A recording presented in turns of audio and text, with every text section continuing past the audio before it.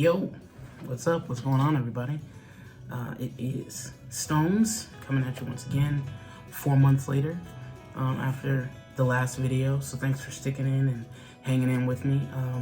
Some things have changed, you know, some status updates and whatnot. So let's get into it. So yeah, it's been a little minute. I know it's been about 4 months or so since I've jumped on here for any type of update or any type of video about any of the things that I talked about prior to, and there's definitely a good reason for that, so we're gonna get into that in addition to just what's been going on, testosterone, all those good things. As you can possibly hear, there's certainly been progress and changes with that, you know, so we're gonna kind of get into that now. So I guess to start off, where I've been, what's been going on.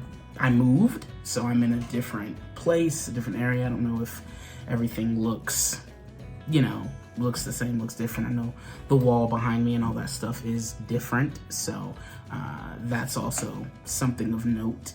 But anyway, yeah, I moved. So I moved from Denver back to Colorado Springs. So we're now in a new place, you know. The whole fam is here and everything has been great, beautiful, you know, a few bumps here and there. You know, honestly, I would probably have to say, like, I lost my grandmother back in August, so it's just been, you know, an uphill battle since then. So I think I've just been kind of like not interested in doing a lot of things. But you know, I'm getting back into it, so I figured this might be a good start to that. So, but you know, still work, all that other stuff, still the same. Took a little bit of time off of music, so I don't really have anything coming up for that. But you know, I've still been doing my volunteer like radio show that I do. I just released my third episode, which is kind of like just talking about the value of medical transition for trans and gender non-conforming folks, and just like what that looks like, and why it's like such a hyper focus for folks and you know, internally and externally when it comes to the community, as well as a few other things, you know, access, obstacles, other types of methods of you know, getting hormone replacement therapy or under other types of gender affirming care. So yeah, it's like a 3-part series. I'm on episode 2.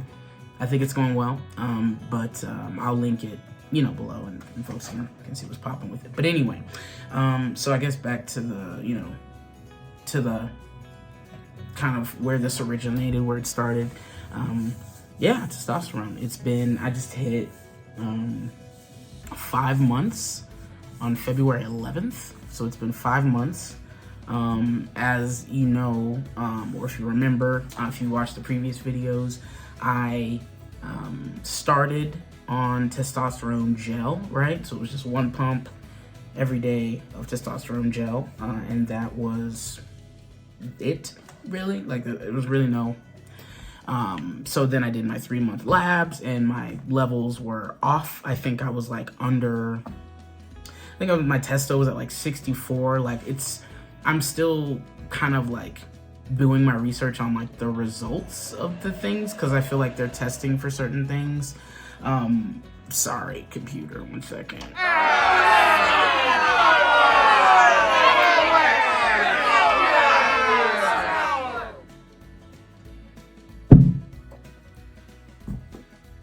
Sorry about that.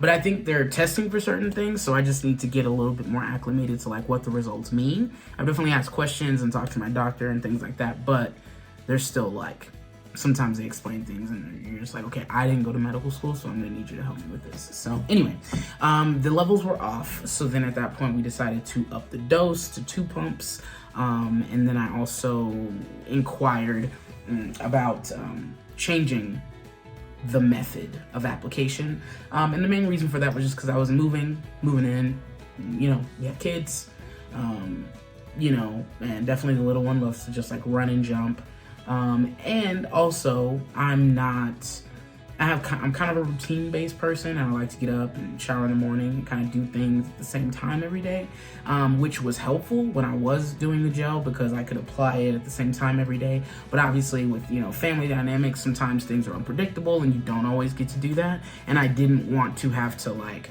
do something I was used to doing in the morning at a different time just because, you know, this is how I'm used to doing it. Like, I just didn't want to put myself through that, like, processing of that and how that would change. So I decided to do subcutaneous injections. So, you know, I've been doing them in, like, my abdomen area, and I think I'm on, like, my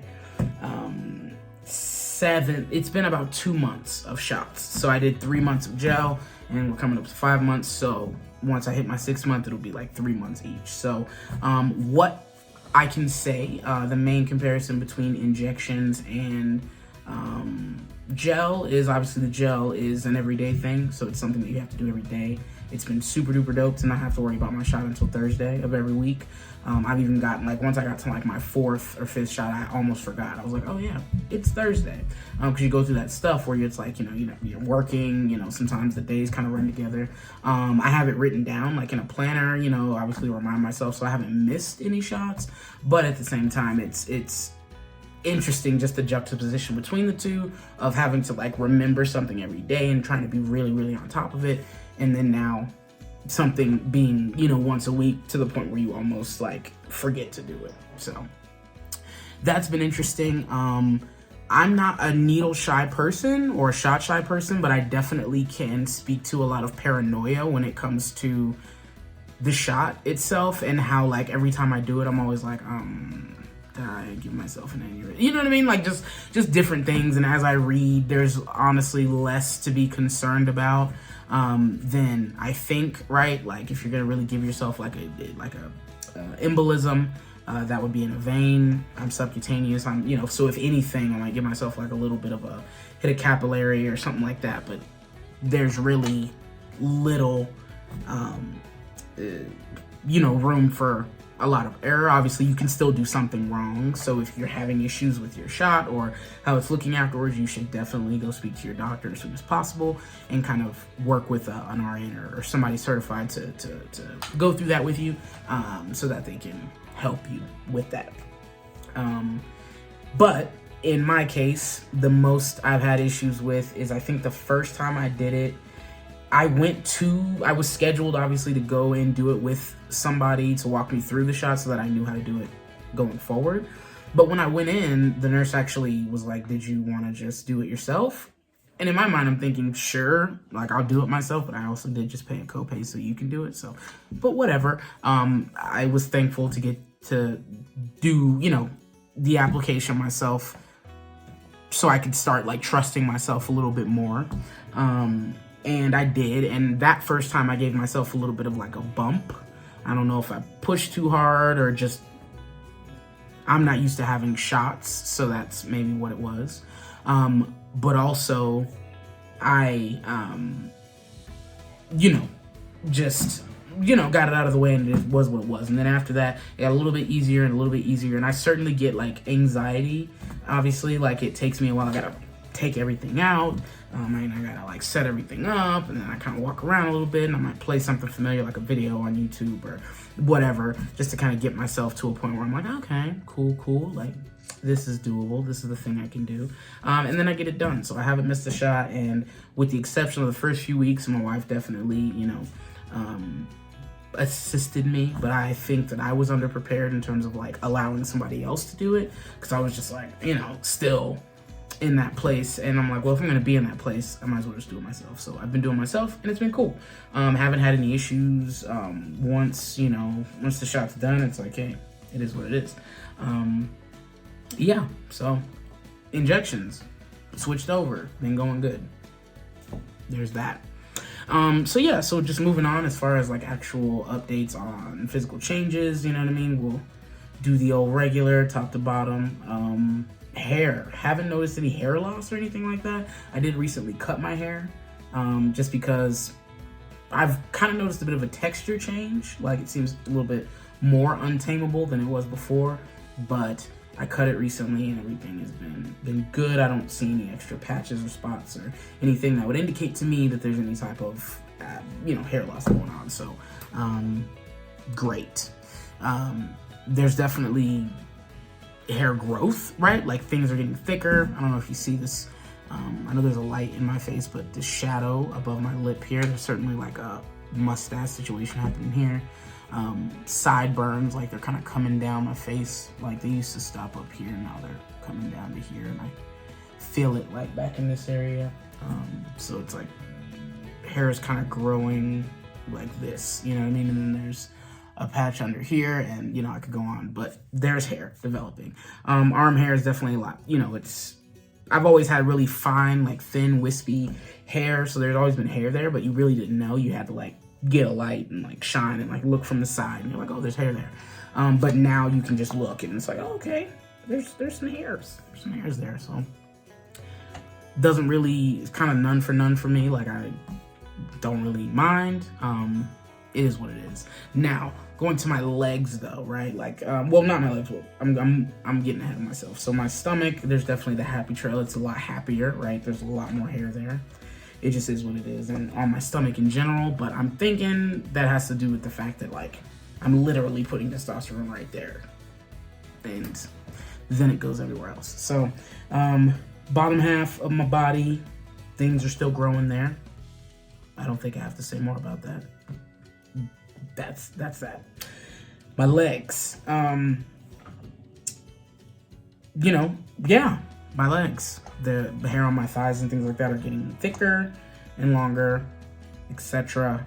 So when I do my maintenance, I might go just to get a couple things going. But otherwise, it doesn't really bother me. It's not like coarse or prickly or anything like that. I've certainly tried to like switch up my lotion regimen and things like that with things that are a little bit more moisturizing and better so things don't chafe and stuff like that. So I haven't really had a lot of issues with that, but that's just like a caveat. Shea butter and stuff like that to kind of keep things good.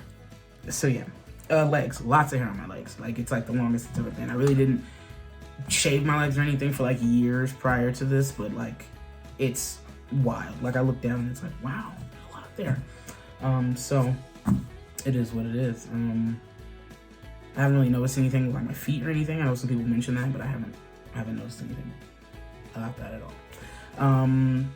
Yeah, and then there's really nothing else. I mean, emotionally, mentally, I feel like I've kind of gotten a little bit more regulated, so things are a little bit more like even for me. I have less swings, from one side to the other. It's usually just, not that I don't have my moments, right? Because that's not gonna happen, but I've certainly felt a lot clearer, a lot more like, I'm gonna do this, okay, cool, let me go do this. And if you hear people yelling in the background, it is a snow day, so children are definitely about and afoot. So, my big. Anyway, yeah. So mentally, everything is on the up and up. Yeah, I mean, that's pretty much it for the actual updates. I mean, I'll be hitting 6 months in like 9 days, so that'll be interesting. And I guess the other thing to mention, my voice. I mean, I've certainly been using the this is my phone, so that was, shouldn't have been doing that because I'm not gonna find it in my pocket. But anyway, I've been using the voice analyzer, pitch analyzer, to see like if my voice is changing, and it looks like it is kind of like trending downward. And I do have like a comparison video thingy, and I'll put that in here somewhere. And you can kind of take a look at that. I'll put it at the end maybe, and just put in. Oh yeah, I got to do this. So, hi, I'm Stony, and this is my voice pre-tea, or I guess the first day of tea. Hey, what's going on? It's Stony, and this is officially my 1 month and 2 days on testosterone. Hey, what's going on, everybody? I'm Stony, and this is my voice 2 months on tea. Hey, what's going on, everybody? It's Stony, and this is my 4th month on testosterone. Hey, what's up, everybody? It's Stoney, and this is officially my 5th month on testosterone. But anyway, so yeah, that's definitely been changing. I've noticed myself trying to like subconsciously like pitch my voice up when I speak to certain people, and it's becoming impossible, right? Like me, even like somebody coming up behind me and like scaring me, like going like trying to go higher. It doesn't really happen as organically anymore. Singing certain songs like in the shower or in the car, can't really do that anymore. And I'm not upset about it. I'm not, like, like mourning the loss of a voice or anything like that. It's just interesting and sometimes difficult to adjust to, just because there is like, people say, oh, your voice changes, and it sounds like whatever, but there is like your vocal cords, the size of your throat, things like that are actually changing. So it's sometimes it can be super uncomfortable. And it's just, it hurts sometimes. Like sometimes it just straight up hurts, but anyway, I mean, outside of those things, everything else is going well. I have started to kind of up my gym regimen and things like that, just to kind of coincide, just because a goal for me is top surgery, so I do want to do as much as I can to kind of get closer to my ideal chest composition, so that I can then either get the surgery or possibly change what type of surgery I might need, because I'm not working with a lot, right? Like I've got a little bit to work with. So double incision was usually like the thing that was gonna happen, but maybe, who knows, with a little bit of hard work, maybe I can change that circumstance, but we'll see. That's all, whatever it is, and it'll be whatever it'll be, but I'm gonna try to do my thing out here. I know I mentioned, and this is kind of jumping back, so apologies for the skipping around, but I mentioned in the beginning how I kind of took a break from a lot of stuff, music, life, honestly. School, I was in school, going part-time at Metro State University, and I kind of took some time off of that as well, just to kind of refocus and recenter and just kind of get back to the basics and all that stuff. So I appreciate y'all watching and sticking around and doing all that cool stuff. I just wanted to drop in a quick update. I know we're at like 17 minutes, so it's probably not that quick, but if you took the time to get to the end of this, then I certainly appreciate it. And yeah, until next time, more things coming. I know I say that, but I'm with it this time. So I appreciate y'all. Much love, blessings to you all, and stick around.